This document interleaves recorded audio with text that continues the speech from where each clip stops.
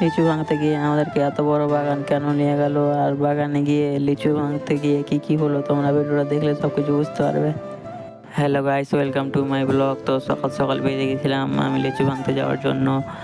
এদিকে চলে গেলাম লিচু ভাঙার জন্য। তো এসেই দেখি এখানে তো অনেক লেবার। তো এখানে আমরা পার হয়ে গেলাম। তো সেখান থেকে আমাদেরকে বাগানে নিয়ে গেল। বাগানটা অনেক বড় ছিল, সেই ভিতরে নিয়ে গেছিলো। ভাবছি যে এত ভিতরে বাগান, তো কি করবে, ভিতরে যেতে হবে সবাই। তো যেখানে লিচু ভাঙার কথা সেখানে চলে এলাম সবাই মিলে। তো গাছগুলো আমরা রেখে দিল, তো আমরা সেই গাছগুলোতে লিচু ভাঙার জন্য চলে এলাম। তারপর দেখি সকাল সকাল তো সূর্য উঠে গেছে, আর যা রৌদ্র তাপ, অনেক রৌদ্র তাপ, এদিকে গরম। তো আমরা লিচু ভাঙছিলাম, খুব একটা বড় গাছ ছিল না, ছোট ছোট গাছ ছিল।